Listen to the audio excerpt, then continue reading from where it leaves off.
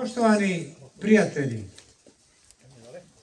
dobrodošli na svečanost otvaranja paviljona i statue Batona Dezidijatskog, našeg zaboravljenog junaka, lidera i heroja,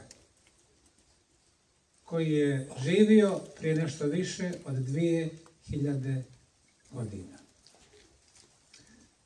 Zamolio bi našeg Tajfuna i Almu da na početku svečanosti otpjevaju jednu našu lijepu srdalinku.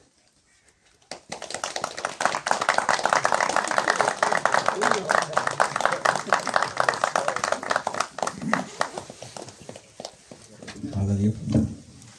Da, to se jedino može ovako u paru otpjevati, ali molim i vas da nam se pridružite. Ujru. Jutros mi je ruža procvjetala, ružu gledam pa sam zaplakala. Ružo moja, mladost sam ti dala, svojom sam te suzom zaljevala. Koliko sam te puta poljubila, još pupoljak mladi dok si bila. Ispijala rosu s tvojih grana, mjesto usne mojega dragana. Moje dragi oti šo davno, ja ga čekam već godinu ravno. Ružu gledam, na te mislim dragi, na te usne, na tvoj pogled blagi. Ružu gledam, na te mislim dragi, na te usne, na tvoj pogled blagi.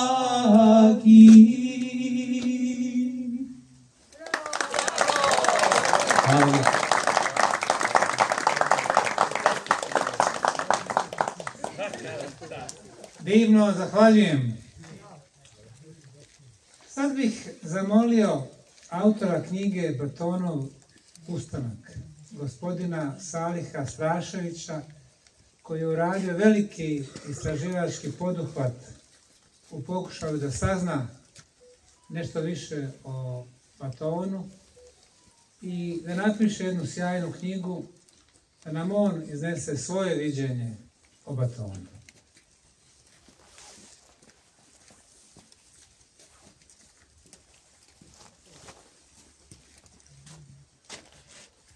Poštovani doktore Semire, poštovani umjetnici, poštovani prijatelji, hvala vam što ste izdvojili danas vrijeme da pristojite ovoj svečanosti. Nalazimo se danas na kultnom mjestu kulture i historije, dakle ne samo Bosne i Hercegovine nego regiona. Ja sam prvi puta došao na ovo mjesto tek kada su piramide počele sa iskopavanjem i ono što sam primijetio, ono što mi je ostalo dakle u sjećanju, a koje ću kasnije kroz predavanja gospodina, dakle doktora Semira Osmanagića, primijetiti da je tad u to vrijeme došla engleska obavještajna služba. Kasnije sam saznao da Engleska, dakle, i pored nekih drugih evropskih država, kroji historiju ne samo Evrope, nego i širi. Meni je ovo mjesto predivno, dakle, ja zgrlim, meni je izuzetna i čast i zadovoljstvo da baš danas ovdje se predstavim, da predstavim sa svojim djelom. Dakle, Baton je nastao 2019. godine, poslije 4 godine izučavanja. Ja sam izučavao, dakle, taj historijski period, jer ne možete tek tako da pišete knjigu ako ne budete poznavali sve te materijalne dokaze vezano za knjigu, ako to dobro ne izučite, jer ta knjiga, vi znate kako je u Bosni, ako napravite jedan pogrešan korak, oni kažu da ste pali. Dakle, ali hvala Bogu, eto, pa nije do danas niko našao ništa gdje me demantovao nekim stvarima koje sam ja dobro izučio. Ono što za mene predstavlja jedna velika stvar, a to je da sam saznao, po meni je Baton najveća historijska ličnost naše države. Baton je digao ustanak, jedan od najvećih ustanaka u povijesti čovječanstva. Baton je naš čovjek, dakle on je sa ovih terena, Breza, Visoko, Zenica, Sarajevo. Tu se smjestilo jedno od najvećih i najjačih plemena, pleme Dezdijati. Neki dan čitam i kažu da Albanci, Crnogorci guraju priču da je pleme Dezdijata bilo stacionirano na području njihovih država. Zbog čega to se tako dešava? Dešava se iz razloga zato što mi nismo zainteresovani za svoju historiju. Jučer smo imali dan državnosti i gdje je obnovljena hiljadugodišnja, dakle, hiljadugodišnja povijest i historija, pravni kontinuitet naše države. Ali jučer sam, dakle, ne samo jučer, nego i proteklih dana bio na vezi sa poznatim profesorom iz Sarajeva, gospodinom Salmednom Mesihovićem, gdje sam dobio podatak što je vrlo, dakle, jedan relevantan podatak koji možemo koristiti kako bi dokazali svoj identitet kroz te povijesne historijske događaje, a koji se desio i koji je zapisan, dakle, u kalendaru koji je zapisao Valerij Partikul, dakle, rimski historičar koji je bio visoki vojni dužnosnik rimskih legija i koji je bio očevidac, dakle, predaje Batona Breučkog na rijeci Bathinos, odnosno današnja Bosna. Tad, u to vrijeme, dakle, ta rijeka Bathinos, po kojoj će naša država dobiti ime, spominje se prije 2016 godina, odnosno, da, prije 2016 godina. To je bilo 3.8.8. godine. Ono što je interesantno, dakle, Baton je podigao jedan ustanak i on je krenuo na jedan vrlo mudar način, a taj način je bio da sačeka da Rimljani napadnu Markomansko ili Germansko carstvo. I oni su već prešli Dunav. I po nesreći, tu se neki historijski konteksti, dakle, razilazi u smislu da Baton nije imao sreće u svemu tome, jer Tiber je jedan veliki vojskovođa, jedan mudar strateg i ratnik koji nije ratove ulazio tek tako, on je, dakle, vodio ratove na iscrpljivanje. I on kad je dobio informaciju da je podignut ustanak u središtu Bosne, današnje naše države, on je sklopio primirje sa Markomanima i Germanskim carstvom i vratio se, dakle, i doveo 21 legiju, 210.000 visoko obučenih vojnika koji drugo ništa nisu radili osim što su svakodnevno, dakle, trenirali i bili su to jedni od najboljih boraca. Ono što mene oduševilo i što sam nas htio da kažem jeste da sam bio kod ćerke u Njemačkoj i da sam tražio da me odvedu u Teutoburšku šumu. U toj Teutoburškoj šumi 9. godine, upravo kada je Baton se predao da bi spasio svoj narod, Armenije, ili Herman, kako oni kažu, ratnik njihov, je porazio 3 rimske legije. I to su Nijemci uzeli kao izvor historijski odakle potiče njihova historija. Mi zaobilazimo Baton. Mi nećemo da učimo neke druge stvari, neki nam drugi kradu identitet, kradu nam ono dakle čega se mi odričemo i toga se jako plašim. Ja sam otišao u tu Teotobušku šumu, samo što sam ušao dakle u tu Teotobušku šumu, tamo je bio spomenik 53,5 metra visok. Dakle, i samo što uđete tamo 20 eura, mi smo ostali bez nekih 50 eura, samo što smo obišli taj kompleks. Dakle, hoću reći samo koje su naše historijske potencijali turizma, koliko mi možemo napraviti sa svim tim pričama, jer Bosna je imala dosta tih historijskih dešavanja, dosta tih likova koji su u historiji mijenjali tog historije svojim odlukama. Batun je uhapšen, odnosno predao se i kada su ga odveli u Rim i pitali ga zbog čega si digao ustanak. On je rekao, vi ste nama umjesto čobana poslali vukove da čuvaju stada. Bio je to jedan veliki ratnik, jedan veliki, dakle, mudrac i jedan veliki vitez. I to je prvi ustanik koga je Rim poštedio njegov život. Ja se nadam da, pored ovog našeg kultnog mjesta ovdje u Ramama 2, da ćemo i svih tih autobusa koja ja vidim, djeci koja će doći ovdje, koja će učiti svoju historiju ili će inicirati, dakle, inicirat će ih kao što i mene iniciralo neke stvari koje sam htio i morao da naučim, kada vide lik Batuna ovdje, kada vide kraljice i Katarine, kada vide sve ove ličnosti koje su ovdje, povučeni da uče o svemu tome. Ja se nadam da će neke buduće generacije isporučiti neka bolja, jača djela, da će puno više biti, dakle, ti koji će učestvovati u stvaranju svoje historije. Ja sam došao da kažem jednu od svojih prijateljci, dakle, rečenicu koju sam, evo, hoću da gospodinu dr. Semiru Osmanović kažem, rekla je ovako doslovno, daj Bože da mi u Bosni i Hercegovini svi po mjesec dana damo našem Semiru da živi duže i da preokrene historiju, jer on je krenuo pravim putem i čovjek na koga smo svi ponosni. Hvala vam svima koji ste danas došli i uvedite ovaj kulturni događaj.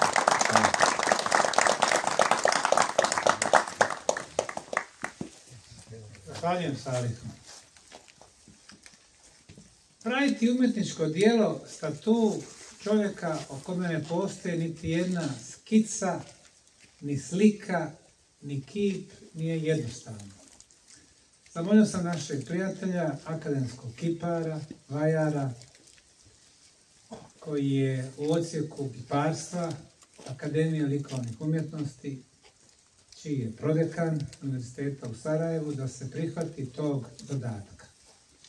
Daniel Premec nam je dočarao svoju viziju Batona i od sada će on nositi energetski pečat u ovom dijelu našega parka. Daniel.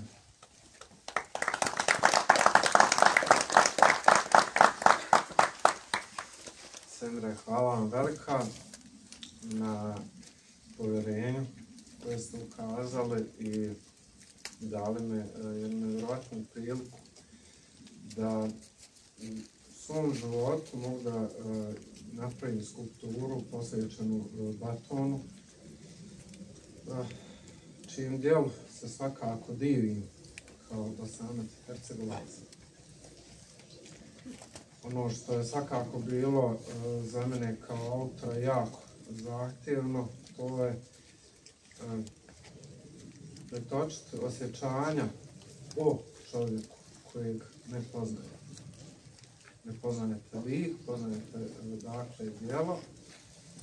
Moja sreća je bila da i kad bi zastranio tu bio dr. Osmanović, da skrene pažnju na određene najznačajnije aspekte, da me vrati na pravilan put, tako da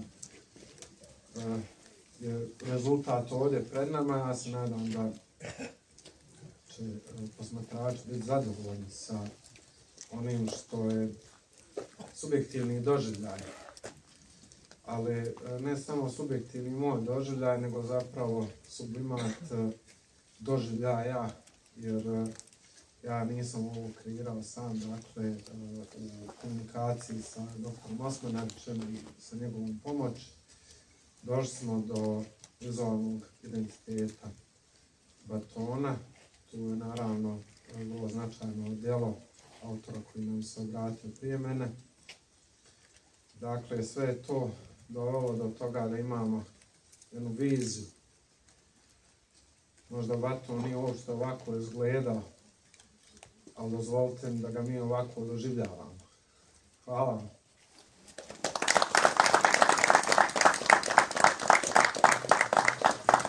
Bilo je izazovno da prikažemo blagost koju nosi ovaj bosanski čovjek, a istovremeno bio je i vojskovođa.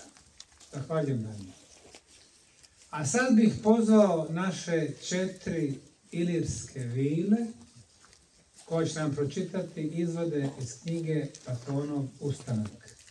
Sabina, Vera, Amija i Evelina.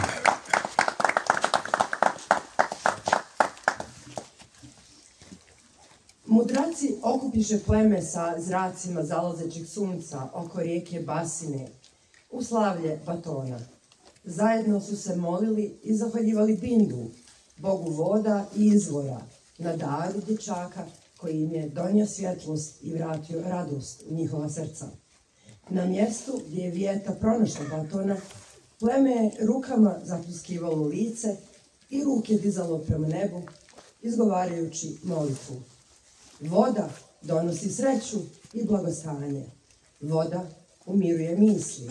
Voda nas hrani životom. Voda tjera zle sile. Voda nas ispunjava. Borit ću se za svoj narod. Ovo su naše livade, šume po kojima su lovili moji preci. Ovdje su se naše majke, sestre porađale. Ova zemlja je naša mati. Mi je nikada nećemo izdati i prepustiti drugom. Baton. Oče, vratit ću se brzo. Moram do podnožja piramide uz rijeku. Čekaju me mudraci i bratske starješine. Otac. Očekivao sam te čim sam čuo drveni bubanj i poziv od mudraca. Sad znaš zbog čega si pozvan. Idi, sine, i ne brini za nas, mi smo i onako stari. Sačuvajte mlade i djecu. Baton žurno odjaha i brzo se nađe na mjestu u podnožju najveće piramide. Na mjestu gdje ga je majka Vijeta pronašla i mjestu gdje je krunisan. Naklonom glave i tijela, Baton pozdravi mudrace i starješine bratstava plemena. U krugu mudraca jedno mjesto je bilo upražnjeno. Na tom mjestu sjede Baton kao veliki vojvoda i zatvori krug. Najstariji mudrac, istetoviran, okrenu se prema Batonu i reče: ti si 7. karika koja je zatvorila i spojila krug. Predstavljaš 7. put prema nebu, 7 između mjesečevih mijena i 7 boju duge. Bog Medaur te poslao da narod spasiš. Mi smo ti ime nadili, najsvetije u plemenu i u sebi nosiš duh naših hrabrih predaka. Crni oblaci nadolaze na naše pleme i Ilirik. Vrijeme je da povedeš narod. Sunce, mjesec i zvijezde će te voditi, nemoj ih iznevjeriti. Vodi svoj narod plemenito i mudro. Vođe bratstva našeg plemena su ti na raspolaganju. Mi se vraćamo u svete hodnike koje povezuju piramide. Djeluj odmah, mudro i snažno, zlo je pred vratima. Naredni dan Baton naredi da se sa vrha svete planine pošalju divni signali susjednim plemenima. Gusti oblaci dima prenosili su se sa brdo na brdo, na kojima je danonoćno dežurala straža. Dim se viorio i prenosio brzinom vjetra, stvarajući visoke pijavice koje se povezaše sa oblacima. Signali su pozivali plemenske vođe na sastanak. Plemenski sastanci održavali su se kad bi u pitanje bila dovedena sigurnost plemenskih zajednica. Drugo duhovno i ritualno tijelo do čijih se uputa držalo je Savez mudraca. Mudraci bi održavali ritual kada bi predosjetili zlo. Stanište Saveza mudraca bili su podrumi svetih piramidalnih brda, na rijeci Basini, u srcu Ilirika, u zemlji Dezidijata. Mudraci bi vođe plemena ili bratstava pozivali udarajući tradicionalnu bubanj napravljen od šupljeg drveta. Stanište plemena Dezidijata smatrano je srcem Ilirika, najvećim i najjačim plemenom u kojem su svete planine ozidane kamenim blokovima ispod kojih su se nalazili tuneli. U njima borave duhovne vođe, mudraci. Sastanak mudraca ili plemenskih vođa održavao se na vrhu svete planine. Plemenski savez bio je izvršno, a savez mudraca duhovno tijelo. Oba tijela su se uvažavala, dopunjavala i nisu isključivala jedna drugog kod donošenja važnih pitanja za zajednicu plemena. Kako su dolazile starješine i vođe plemena, donosile su svoje toteme i zabadali ih redoslijedom kako su pristizali. Dezidijati, Breuci, Dalmati, Mezeji, Andizeti i Pirusi. Po rođenju sina opasa zmija i prenese mu svoju magičnu moć. Sin se zvao Ilirios, sloboda, prema kojem Iliri dobiše ime. Kada se završila predstava, totem sa živom zmijom staviše u centar kruga totema i plemenskih vođa. Drugi totem, jarko sunce sa zlatnim zrakama, do njega. Bio je to očit znak da Iliri vezuju svoje porijeklo za zmiju, a život vezuju za sunce koje ih napaja svojim zrakama. Odmah nakon predstave, kako su nastali Iliri, plemena počeše predstavljati i slaviti bogove. Bog Medaur je predstavljen kao konjenik, s kopljem u ruci, zaštitnik Ilira i Risinijuma.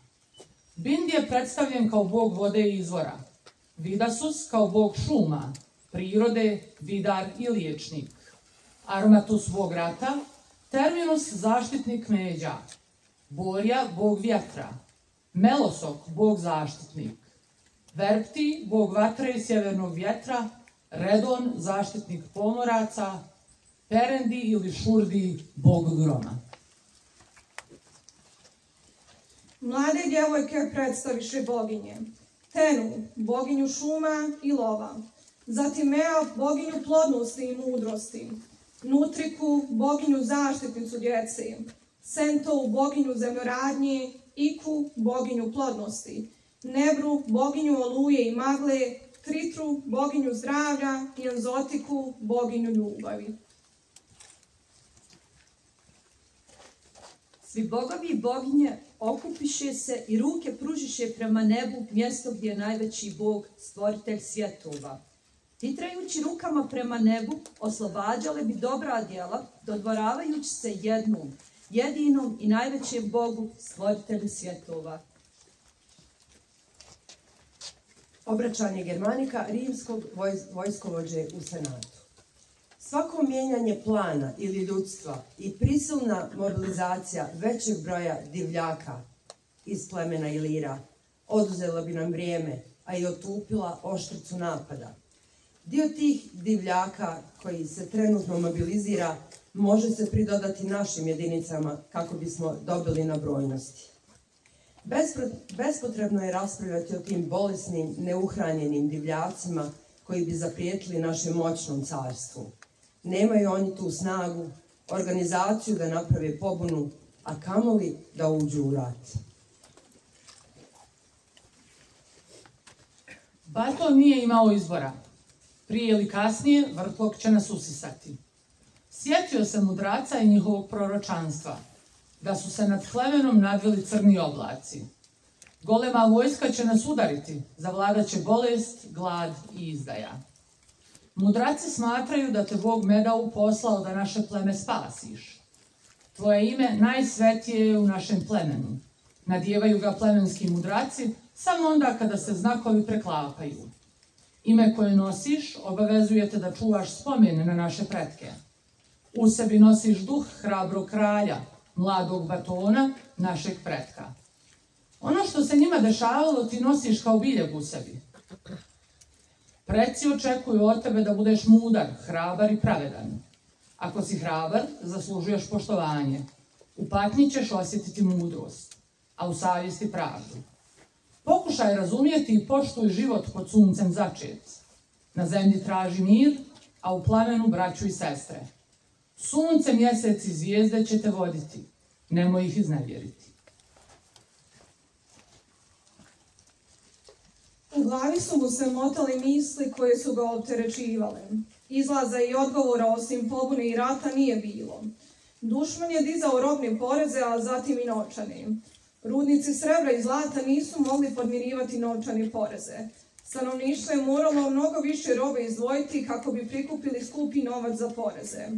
Car August, kako bi osigurao penzioni fond za islužene vojnike, uveo je dodatne poreze koji su se na kraju svalili na pleća siromašnih.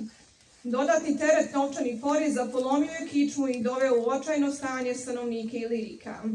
Samovolja prokuratora prilikom naplate poreza, zelenašenje, uvođenje i pljačkanje stanovnika sve više uzimalo maha. Isluženi vojnici Rima po odlasku iz vojske nakon 25 ljeta provedenih u legijama kao nagradu dobivali su komad zemlje. Po Iliriku su zauzeli najbolje pašnjake i plodne zemlje, potiskujući domorodačko stanovništvo. Posle bolesti, poreza, gladi i odvođenje mladića na ratišta, nezadovoljno stanovništvo gledalo je smrt u oči. Zlo koje ih je poklopilo bilo je nepodnošljivo i narod se počeo ujedinjavati u nevolji. Čekala se iskra koja će potpaliti vatru neslučajnih razmjera. Smrt je blizu. Danas ili sutra umrijeti, svejedno je. Mnogi mačevi su otkovani, spremni. Sloboda se morala glavama i krvlju plaćati. Baton, mnogi od vas će se pridružiti našim precima na vječno počivalište nudeći život za slobodu našeg naroda. Ali, prije nego umrijemo na našoj svetoj zemlji, neka znate da vas je ona oblikovala. Dala vam snagu, hranu, vodu i vazduh. Na ovoj zemlji ste podigli svoje porodice za čiju slobodu danas nudimo svoje živote. Časno, muški. Planovi koje je Baton predložio ratnicima Dezidijata su gromoglasno podržani. Baton vojsku podijeli na 3 dijela. Konjicu i najbolje ratnike povešće sa sobom u napad na rimske postaje koje se nalaze na putu prema provincijskom središtu Saloni. Po svaku cijenu moramo Salonu što prije zauzeti kako bi sa svojom vojskom i pridruženim snagama bratskog plemena Dalmata krenuli na nebranjeni Rim i ovladali srednjim Jadranom. Drugi dio vojske poslaćemo radi prikupljanja zaliha za ratovanje u Makedoniju. Treći dio vojske bi ostao i štitio domaće stanovništvo. Baton izađe ispred ratnika i na sredini kolone izvadi mač i okrene ga ka nebu. Ratnici moji, naša igra smrti i života je započela. Mi nismo kukavice koje obaraju glavu i kriju oružje. Glavu gore, braćo moja, i sučite svoje sablje, neka zvuk smrti odjekne u venama naših neprijatelja. Sjenke predaka su u svakom našem pogledu. Cijenu slobode platit ćemo glavama, a naša tijela ugraditi u zemlju koja nas je othranila. Smrt je sastavni dio života. Našu krv pomiješat ćemo s rijekama i izvorima, a posljednji uzdah neka kruži kao spomen našoj djeci, da ne zaborave posljednju riječ na našim usnama. Sloboda. Ratnici suhaše sablje i skoro svi u isti glas povikaše. Sloboda, sloboda, sloboda. Sken, Batonov sin. Izdali su nas oče. Dok smo mi krvarili, drugi su kao lešinari posmatrali strvinu i mirisali plijen. Da su se uključila i druga plemena, danas bismo bili u Rimu. Najmanje 50 plemena se nije uključilo u borbu, dok se nas nekoliko suprotstavilo najmoćnijem carstvu svijeta. To što smo učinili za ove 3 godine rata prepričavat će oni koji tek trebaju doći na ovaj svijet. Ja sam ponosan na tebe, oče. Učinio si što moraš učiniti da ne budemo ponizni. U tvojim rukama je čast, ponos i dostojanstvo. Moja djeca, narod Vasine, pričat će o tvome junaštvu. Svaka travka, list, kap vode u Bosni čuvat će spomin na tvoje ime. A vjetar će ga raznositi daleko do svakog čovjeka koji će biti rođen.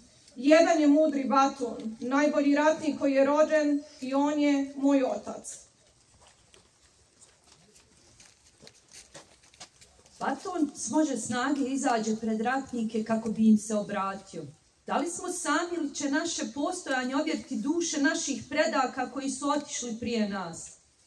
Da li smo ostavili pečat u vremenu i slijedili krvave tragove onih koji su nam utabali puteve slobode i časti? Valja nama čista obraza, časno majci zemlji se predati i pred sud časti pradjedova stati. Oni kukavičluk ne praštaju. Smrt je novo rađanje, ako si dostojan umrijeti za pleme i majku zemlju koja te hranila, oblikovala i uzdizala. Baton pred rimskom poretom. Moji preci su nekad davno došli na ovu zemlju gdje se iza visokih brijegova sunce skrivalo. Preko velikih ravnica na kojima su se napasala naša stada, nađoše mir i zadovoljstvo uz rijeku Basinu, koja nam je svojom čistoćom dušu raslađivala i tu zauvijek ostadoše. Naše rijeke i jezera davala su nam ribu, šume divljač, a zrak ptice. Putokaze kroz život smo pronalazili oslonjeni na sjenke predaka. Uz zvuk bubnjeva i vatre prizivali smo ih kako bismo im pokazali čiste i neuprljane ruke.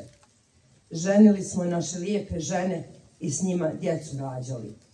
Živjeli smo u miru s drugim plemenima, a onda ste došli vi iz dalekog Rima. Na našem bogatstvu, krvlju i znoju jačali ste i uzdizali svoje carstvo. Donosili ste nam nevolje, bolest, uzimali naše zlato, uzimali naše mladiće i vodili ih u svoje ratove. Stvarali ste nam i druge namete.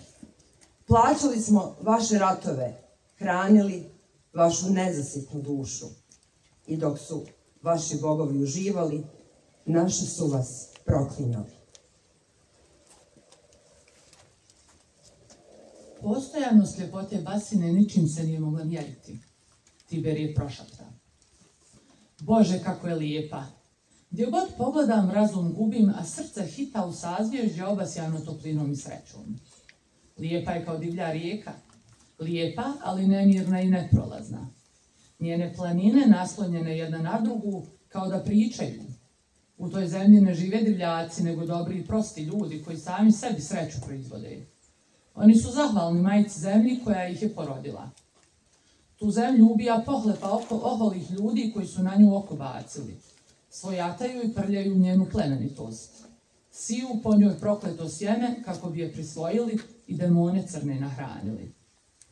Onaj koji ne vidi neće znati kako izgubiti dah i otvorenih zjenica nositi je vječno u srcu. Plemenitost i mudrost ovih ljudi vječno ću čuvati u srcu, kao što ću i najboljeg, najmudrijeg i najjačeg ratnika Batona iz Basine.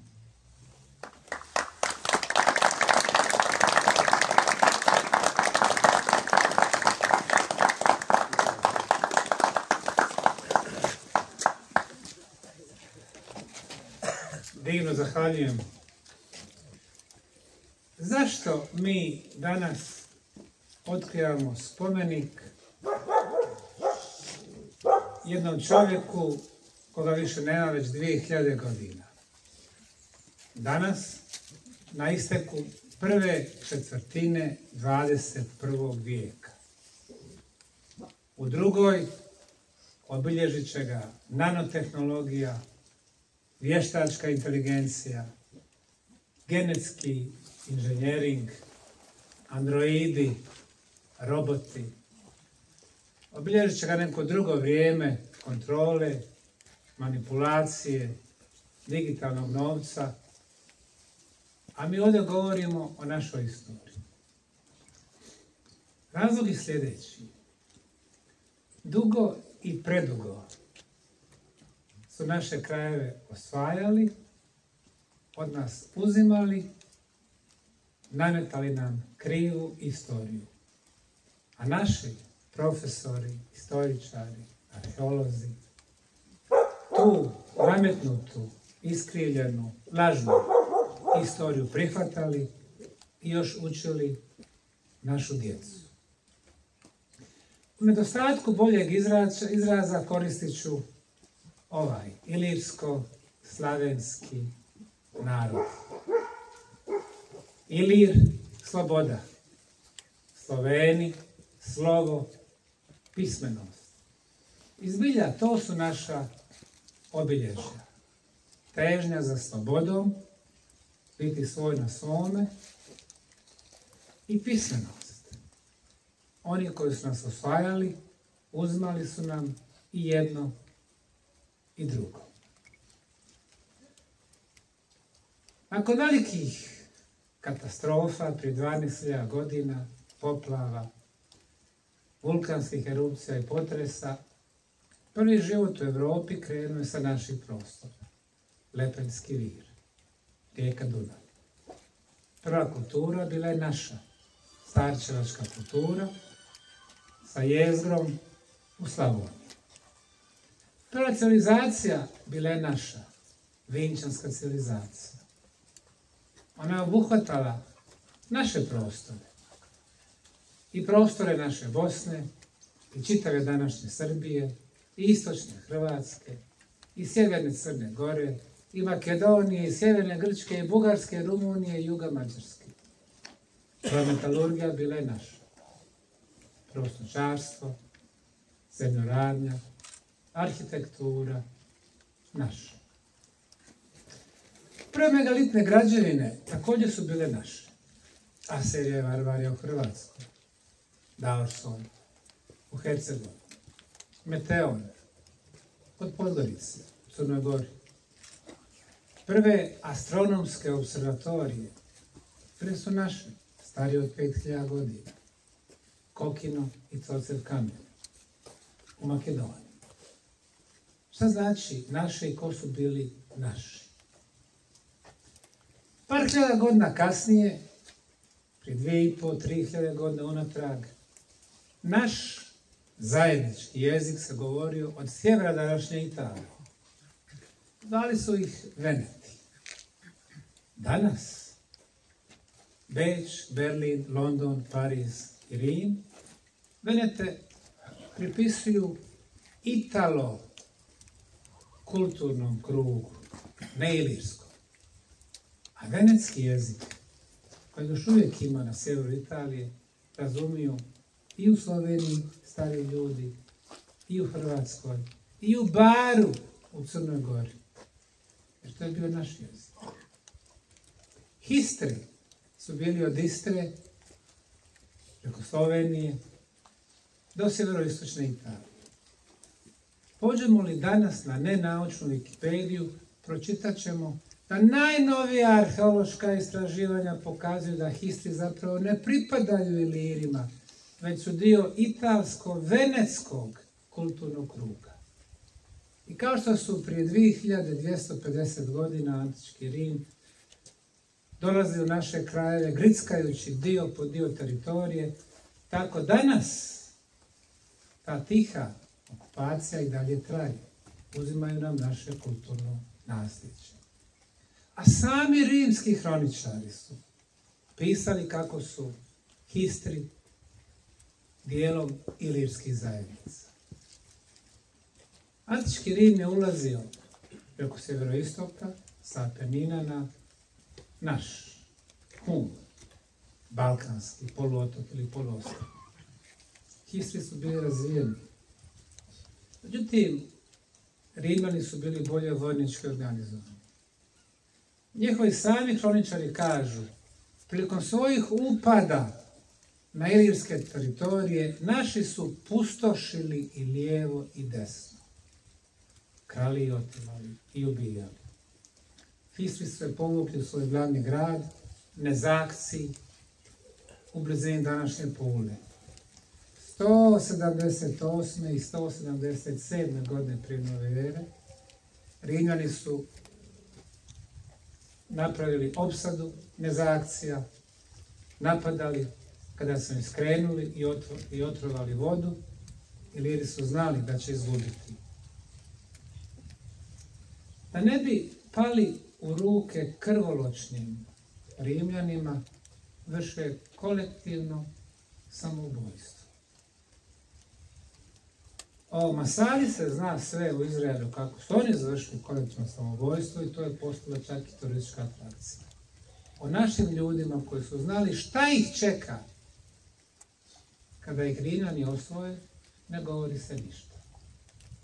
Nezaakciji pada, one preživljene, muškarce, Rimljani im odsijeku glave, djecu u roblje, žene silovane. Nešto ranije, 228. godine prije nove ere, Rimljani prvi put prelaze Jadransko more. Napadaju našu kraljicu Teutu, kada je bila na Sučurju, u Dolovima, kod Hvara. Bila ranjena i onda odlazi u Risan, gdje nakon kapitulacije vrši samoubistvo. Rimljani su nastavili dalje, vlačili se dio po dio. Na Dalmaciji, gdje u Solinu osnivaju svoj regionalni centar, odakle će vršiti dalje okupaciju. Ilirsko-slavenski narodi su bile najbrojnija demografska grupacija u Evropi svoga vremena. Do prije 2500 godina isti jezik se govorio sa sjevera Italije, Veneta, preko Histra i Liburna, i Apoda, današnja Lika, šire područje rijeke Une, Delmata, predaka današnjih Dalmatinaca, i Dezidijata, dalje u središnjoj Bosni, a to najvjerojatnije potiče nedaleko odavde, iz okoline Breze, i Breuka, gore, Posavine, i Tribala, tamo oko Morave, Srba, i Tračana. Pa Tračani su naši ljudi, današnji Bugari, od Jadranskog do Crnoga mora. I ne samo to, jug Italije, naše ilirske zajednice. I još i dalje, do Sardenije, naša imena, Svoropske krajevi, i gore do sjevera, Poljske i Njemačke. Najbrojnija zajednica, oni koji su bili malobrojni, bili su bolje organizovani, ali su bili beskrupulozni, pljačkali i otimali. Za Betona kažu da je vodio pobunu protiv moćnog Rima. A naši profesori uče djecu o Rimu koji je donosio civilizacije nama, neukima, nepismenima, divljacima i barbarima. Da li je bilo tako? Ko je u stvari bio barbarin? Rimljani su svoj rast i svoje bogatstvo zasnivali na tuđem radu i tuđem bogatstvu, ali su krali. Znate, kad imate vi jedan i kad Rim ima jedan, i oni dođu, uzmu vaš, oni imaju dva, a vi imate nulu. Zato smo već 2000 godina na različitim nivoima. Upravo zbog te beskrupuloznosti.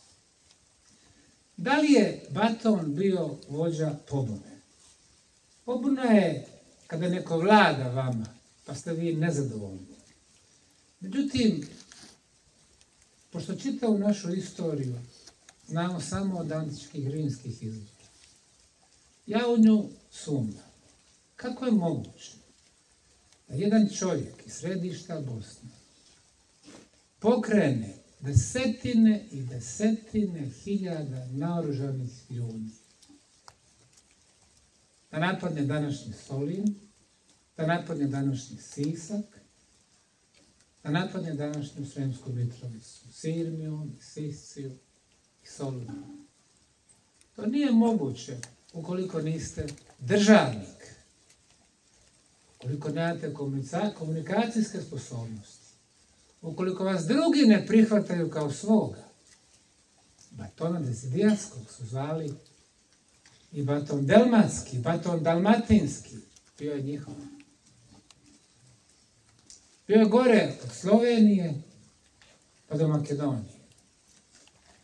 Nažalost, Tračani se nisu pridružili njemu, već su stali na rimsku stranu. Nažalost, Breuci su se, preko batona Breučkog, također odmetnuli, umjesto da brane svoje.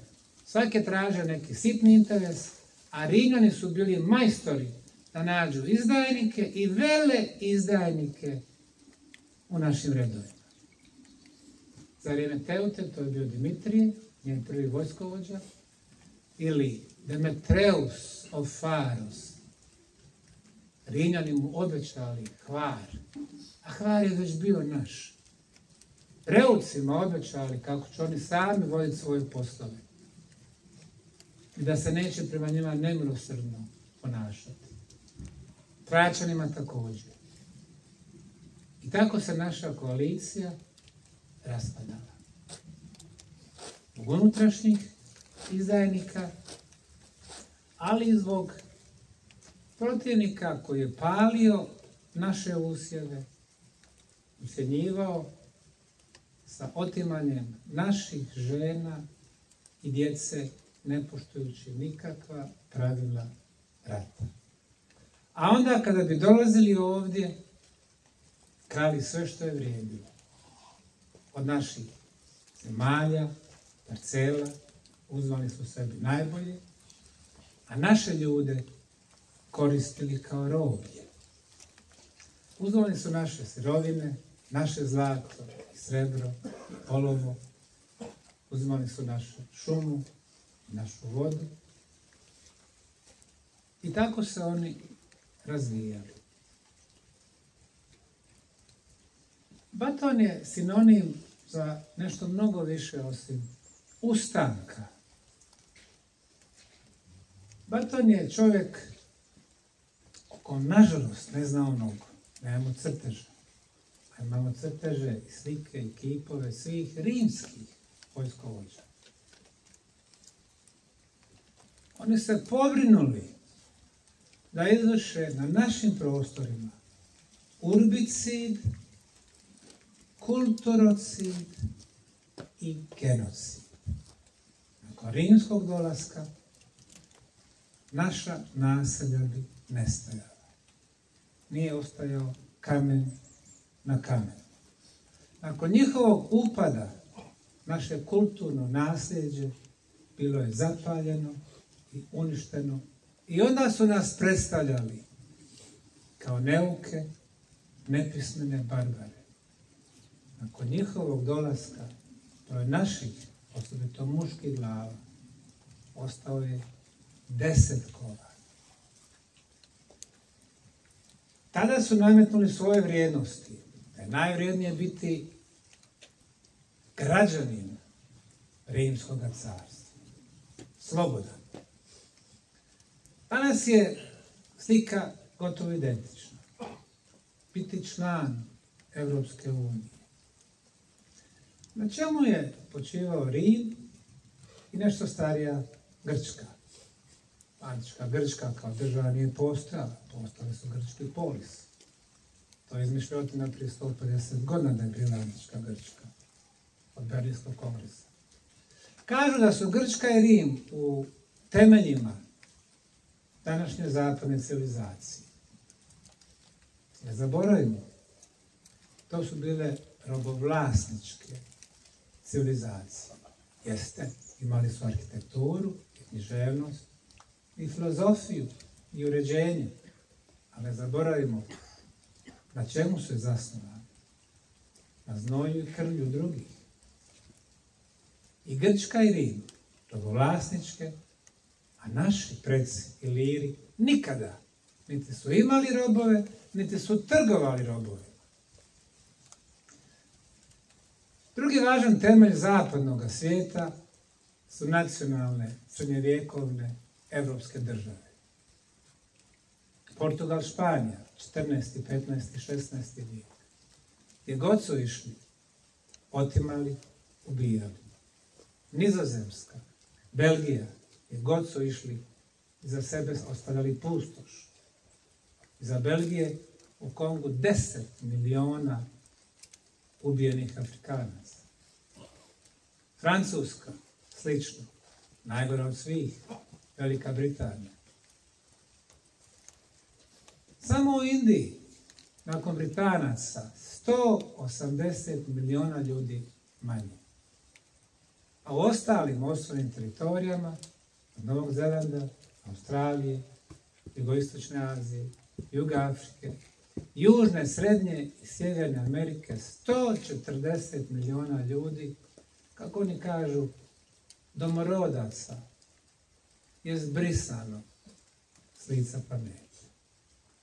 I zamislite Britaniju, koja je imala jedan, Novi Zeland jedan, Australija, Indonezija, Južna Afrika, sve 3 Amerike, i Britanci ukradu 8, sad oni imaju 9, a svi ostali 0. I danas, u 20. i 21. vijeku, na jedan put odete u London, prelijepa arhitektura, muzeji, zgrade, u Pariz, u sve ostale centre, imaju sve i naša mladost tamo odlazi. Dodamo li tome da štampaju valutu u hiljadama milijardi eura, a nama zabranjujući da štampamo svoje, nam onda nude plate 2 i 3 puta više. Jezgro našeg budućeg razvoja, naša omladina, odavde odlazi. Samo prošle godine iz Bosne i Hercegovine je otišlo 80.000 ljudi u svijet, od toga 40.000 u Njemačku. Za obrazovati jednog doktora medicine, kad se rodi do 25. godine, oblačiti ga, hraniti, školovati, kupovati knjige, 1 000 000 eura. Za jednog inženjera, pola milijuna. Za jednog kvalifikovanog građevinarca, građevinarskog radnika, 200-300.000. U prosjeku pola milijuna puta 40.000 ljudi. Prošle godine Bosna i Hercegovina je najsiromašnija zemlja Europe, je poslala pomoć najbogatijoj zemlji Europe, Njemačkoj, 20 milijardi dolara. U zadnjih 30 godina od rata 500 milijardi dolara je Bosna poslala pomoći Njemačkoj. U našem najvrijednijem bogatstvu, sivoj supstanci, mozgu, rukama i vrijednosti naših radnika. Nekad su nas okupirali i krali očigledno, danas to rade sofisticiranije. A jedan od uzroka je što ne znamo svoju istoriju. Nje se stidimo, danas pokušavamo tu vjekovnu nepravdu da promijenimo. Na svoju istoriju možemo biti ponosni i zbog toga ovaj plašt oko Batona, koji nije bio barbarin, već državnik, koji je bio čestit, sposoban, koji je volio svoju zemlju i volio je slobodu. Hvala lijepo.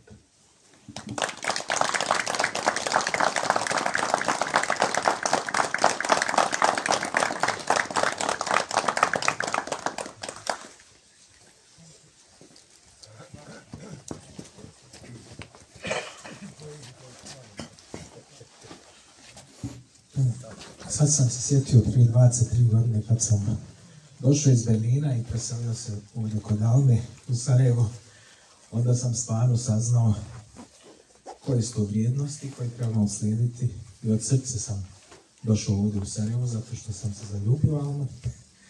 I tako da sam nekako onda skontao šta su lažne vrijednosti i šta su istinske vrijednosti. Ova se dalenka malo priča na svoj jedinstveni način o ovome što sam ja sad pričao. Hvala. Sinoć sam ti Safo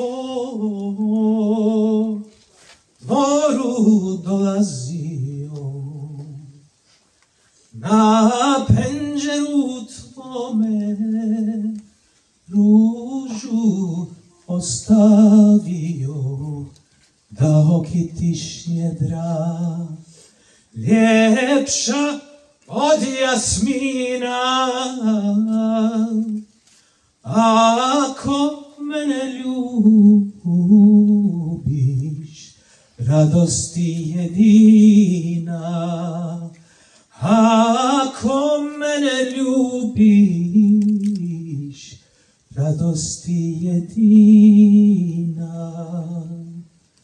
Jutros kad te vidjeh, Safo moja virno,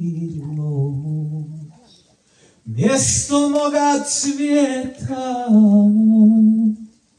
ružo nije bilo, mjesto moga cvijeta. Majci živa bila, kitio te zumbu, komšije halila. Safo, moja Safo, moj nevjerni druže, zar su tebi dušo ljepši zumbule od ruže, zar je tebi draži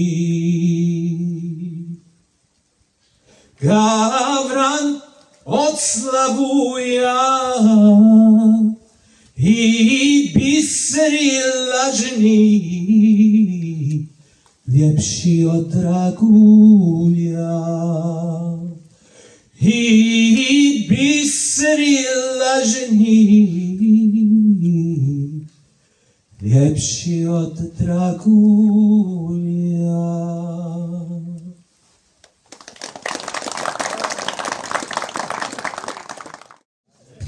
Zahvaljujem, ovime bi završili svečanost otvorenja paviljona i statue posvećene našem junaku Batonu Ezedijasu. Bravo!